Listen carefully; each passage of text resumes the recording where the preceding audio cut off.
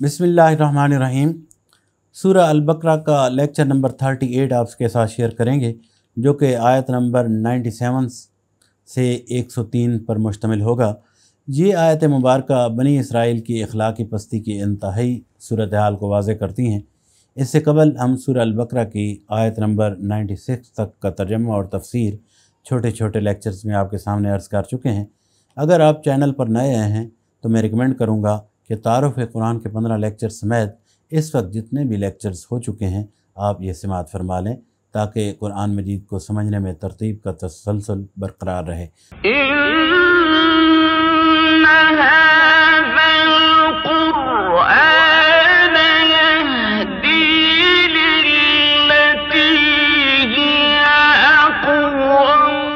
अब आइए आयत नंबर 97 की तरफ चलते हैं। बिस्मिल्लाहिर्रहमानिर्रहीम। कुल मन कान अदुव्वन लिजिब्रील फ़इन्नहु नज़्ज़लहु अला क़ल्बिका बिइज़्निल्लाहि मुसद्दिक़न लिमा बैना यदैहि व हुदन व बुशरा लिलमुमिनीन। तर्जुमा, इनसे कहो जो कोई जिब्राइल से अदावत रखता हो उसे मालूम होना चाहिए कि जिब्राइल ने अल्लाह ही के इज़्न से ये कुरान तुम्हारे क़ल्ब पर नाज़िल किया है, जो पहले आई हुई किताबों की तस्दीक व तायीद करता है और ईमान लाने वालों के लिए हिदायत और कामयाबी की बशारत बनकर आया है। जान लीजिए कि यहूदी सिर्फ नबी सल्लल्लाहु अलैहि वसल्लम को और आप सल्लल्लाहु अलैहि वसल्लम पर ईमान लाने वालों को बुरा भला न कहते थे, बल्कि अल्लाह के बरगुज़ीदा फ़रिश्ते जिब्राईल अलैहिस्सलाम को भी गालियाँ देते थे और कहते थे कि वो हमारा दुश्मन है, वो रहमत का नहीं अज़ाब का फ़रिश्ता है। आयत के अल्फाज मुसद्दिक़न लिमा बैना यदैहि, यानी ये कलाम जो पहले आई हुई किताबों की तस्दीक और तायीद करता है। समझ लीजिए उन यहूदियों को समझाया जा रहा है कि ये गालियाँ तुम इसलिए तो देते हो कि जिब्राईल ये कुरान लेकर आया है, और हाल ये है कि कुरान तो सरासर तौरात की तायीद में है, लिहाजा तुम्हारी गालियों में तौरात भी हिस्सेदार होगी। आयत के अल्फाज व हुदन व बुशरा लिलमुमिनीन, और ईमान लाने वालों के लिए हिदायत और कामयाबी की बशारत बनकर आया है। आयत के इस हिस्से में एक लतीफ़ सा इशारा है इस बात की तरफ कि नादानो, असल में तुम्हारी सारी नाराज़गी हिदायत और राह रास्त के ख़िलाफ़ है। तुम इस रहनुमाई और हिदायत के ख़िलाफ़ लड़ रहे हो, जिसे अगर सीधी तरह मान लो तो तुम्हारे लिए कामयाबी की बशारत हो। अब आयत नंबर 98 की तरफ चलेंगे। मन काना अदुव्वन लिल्लाहि व मलाइकतिही व रुसुलिही व जिब्रील व मीकाल फ़इन्नल्लाह अदुव्वुन लिलकाफ़िरीन। तर्जुमा, अगर जिब्राइल से इनकी अदावत का सबब यही है तो कह दो, ये तर्जुमा में शामिल नहीं है, वज़ाहत के लिए मैंने अर्ज़ किया है। अगर जिब्राइल से इनकी अदावत का सबब यही है तो कह दो, जो अल्लाह और उसके फ़रिश्तों और उसके रसूलों और जिब्राइल और मीकाईल के दुश्मन हैं, अल्लाह इन काफ़िरों का दुश्मन है। आयत नंबर 99 की तरफ चलते हैं। वलक़द अंज़लना इलैका आयातिन बय्यिनात वमा यकफ़ुरु बिहा इल्लल फ़ासिक़ून। तर्जुमा, हमने तुम्हारी तरफ ऐसी आयात नाज़िल की हैं जो साफ़ साफ़ हक़ का इजहार करने वाली हैं, और इनकी पैरवी से सिर्फ वही लोग इनकार करते हैं जो फासिक हैं। नेक्स्ट आयत है 100, आयत नंबर 100 की तरफ चलते हैं। अवकुल्लमा आहदू आहदन नबज़हु फ़रीक़ुम मिनहुम बल अक्सरुहुम ला युमिनून।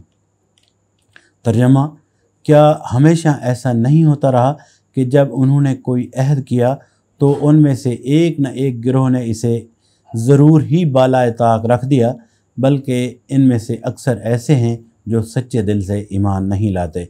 अब आयत नंबर 101 की तरफ चलेंगे। वलम्मा जाअहुम रसूलुम मिन इंदिल्लाहि मुसद्दिक़न लिमा मअहुम नबज़ फ़रीक़ुम मिनल्लज़ीना ऊतुल किताब किताबल्लाहि वराअ ज़ुहूरिहिम कअन्नहुम ला यअलमून। तर्जुमा, और जब उनके पास अल्लाह की तरफ से कोई रसूल इस किताब की तस्दीक और तायीद करता हुआ आया जो उनके यहाँ पहले से मौजूद थी, तो उन अहले किताब में से एक गिरोह ने किताबुल्लाह को इस तरह से पुश डाला कि गोया वो कुछ जानते ही नहीं। आयत नंबर 102 की तरफ चलेंगे। वत्तबऊ मा ततलु शयातीन अला मुल्क सुलैमान वमा कफ़र सुलैमान वलाकिन्न शयातीन कफ़रू युअल्लिमून अन्नास अस्सिह्र वमा उन्ज़िला अलल मलकैनि बिबाबिल हारूत व मारूत वमा युअल्लिमानि मिन अहदिन हत्ता यक़ूला इन्नमा नहनु फितनतुन फला तकफुर फ़यतअल्लमून मिनहुमा मा युफ़र्रिक़ून बिही बैनल मर्इ व ज़ौजिही वमा हुम बिज़ार्रीन बिही मिन अहदिन इल्ला बिइज़्निल्लाह वयतअल्लमून मा यज़ुर्रुहुम वला यनफ़अुहुम वलक़द अलिमू लमन इश्तराहु मा लहू फ़िल आख़िरति मिन ख़लाक़ वलबिअस मा शरौ बिही अनफ़ुसुहुम लौ कानू यअलमून। तर्जमा की तरफ चलेंगे। और उन चीज़ों की पैरवी करने लगे जो शयातीन सुलेमान की सल्तनत का नाम लेकर पेश किया करते थे, हालांकि सुलेमान ने कभी कुफ्र नहीं किया। कुफ्र के मुर्तकिब तो वो शयातीन थे जो लोगों को जादूगरी की तालीम देते थे। वो पीछे पड़े उस चीज़ के जो बाबल में दो फरिश्तों हारूत और मारूत पर नाजिल की गई थी। हालांकि वो यानी फरिश्ते जब भी किसी को इसकी तालीम देते थे तो पहले साफ तौर पर मुतनब्बे कर दिया करते थे कि देख, हम महज एक आजमाइश हैं, तू कुफ्र में मुब्तला ना हो। फिर भी ये लोग उनसे वो चीज़ सीखते थे जिससे शोहर और बीवी में जुदाई डाल दें। ज़ाहिर था कि इज़्न इलाही के बग़ैर वो इस ज़रिए से किसी को भी ज़रर न पहुंचा सकते थे, मगर इसके बावजूद वो ऐसी चीज़ सीखते थे जो ख़ुद उनके लिए नफ़ा बख्श नहीं बल्कि नुकसानदेह थी। जो इस चीज़ का ख़रीदार बना इसके लिए आखिरत में कोई हिस्सा नहीं। कितनी बुरी मता थी जिसके बदले उन्होंने अपनी जानों को बेच डाला, काश इन्हें मालूम होता। आयत के अल्फाज वमा कफ़र सुलेमान वलाकिन्न शयातीन कफ़रू युअल्लिमून अन्नास अस्सिहर। हालांकि सुलेमान ने कभी कुफ्र नहीं किया। कुफ्र के मुर्तकिब तो वो शयातीन थे जो लोगों को जादूगरी की तालीम देते थे। इस आयत में शयातीन से मुराद जिन और शयातीन इंस यानी इंसान दोनों हो सकते हैं, और वो दोनों ही यहाँ मुराद हैं। जब बनी इसराइल पर इखलाकी और मादी इन्हितात का दौर आया और ग़ुलामी और जहालत, गुर्बत और अफलास और ज़िल्लत और पस्ती ने इनके अंदर कोई बुलंद हौसलगी और उलुल अज़्मी बाकी न छोड़ी, तो उनकी तवज्जुहात जादू टोने और तिलस्मात और अमलियात और तावीज़ गंडों की तरफ मबज़ूल होने लगी। वो ऐसी तदबीरें ढूंढने लगे जिनसे किसी मुशक्क़त और जिद्दोजहद के बग़ैर महज फूंकों और मंत्रों के ज़रिए सारे काम बन जाया करें। इस किस्म की तलाश में वो रहते थे। उस वक्त शयातीन ने इनको बहकाना शुरू किया कि सुलेमान अलैहिस्सलाम की अज़ीम शान सल्तनत और उनकी हैरत अंगेज़ ताकतें तो सब कुछ चंद नकूश और मंत्रों का नतीजा थी, और वो हम तुम्हें बताए देते हैं। चुनाचे ये लोग नेमत गैर मुतरक़िबा समझकर इन चीज़ों पर टूट पड़े, और फिर न किताबुल्लाह से इनको कोई दिलचस्पी रही और न किसी दाई हक़ की आवाज़ को उन्होंने सुनने की तरफ तवज्जो दी। आयत के अल्फाज वमा उन्ज़िला अलल मलकैनि बिबाबिल हारूत व मारूत वमा युअल्लिमानि मिन अहदिन हत्ता यक़ूला इन्नमा नहनु फितनतुन फला तकफुर। वो पीछे पड़े उस चीज़ के जो बाबिल में दो फरिश्तों हारूत और मारूत पर नाजिल की गई थी। हालांकि वो यानी वो फरिश्ते जब भी किसी को उसकी तालीम देते थे तो पहले साफ तौर पर मुतनब्बे कर दिया करते थे कि देख, हम महज एक आजमाइश हैं, तू कुफ्र में मुब्तला न हो।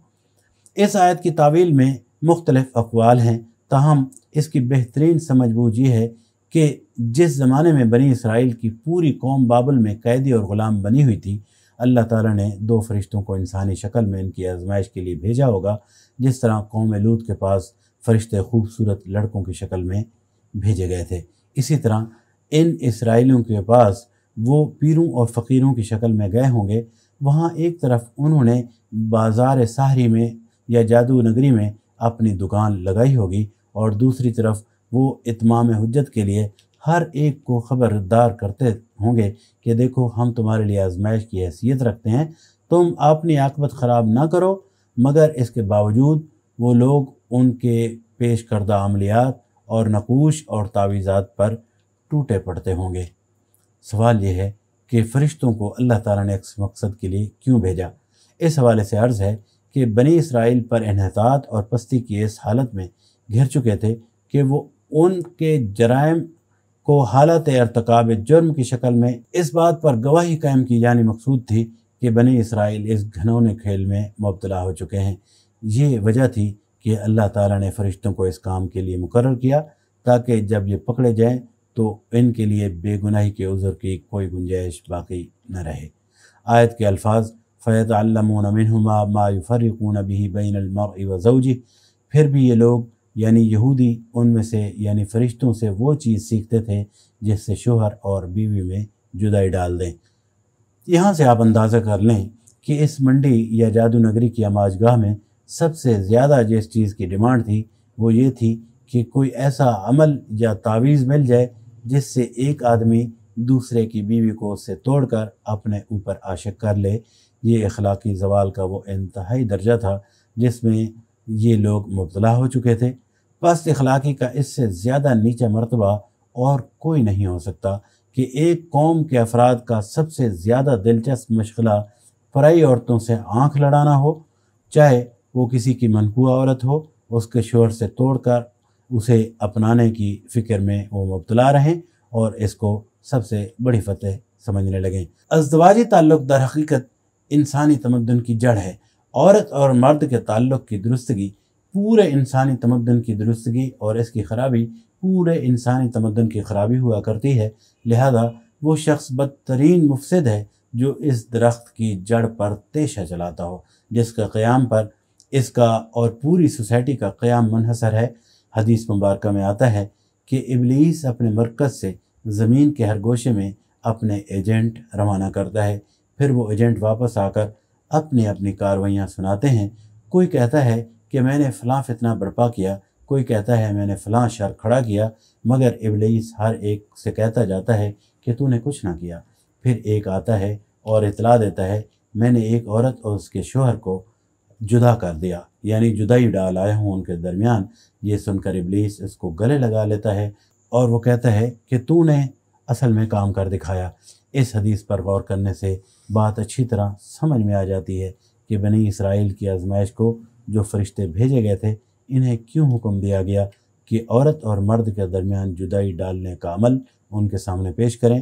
دراصل یہی ایک پیمانہ تھا جس سے ان کے اخلاقی زوال کو ٹھیک ٹھیک انداز میں جانچا اور پرکھا جا سکتا تھا۔ آیت نمبر 103 کی طرف چلتے ہیں۔ وَلَوْ أَنَّهُمْ آمَنُوا وَاتَّقَوْا لَمَثُوبَةٌ مِّنْ عِندِ اللَّهِ خَيْرٌ لَوْ كَانُوا يَعْلَمُونَ، اگر وہ ایمان اور تقوی اختیار کرتے تو اللہ کے ہاں اس کا جو بدلہ ملتا وہ ان کے لیے زیادہ بہتر تھا، کاش انہیں خبر ہوتی۔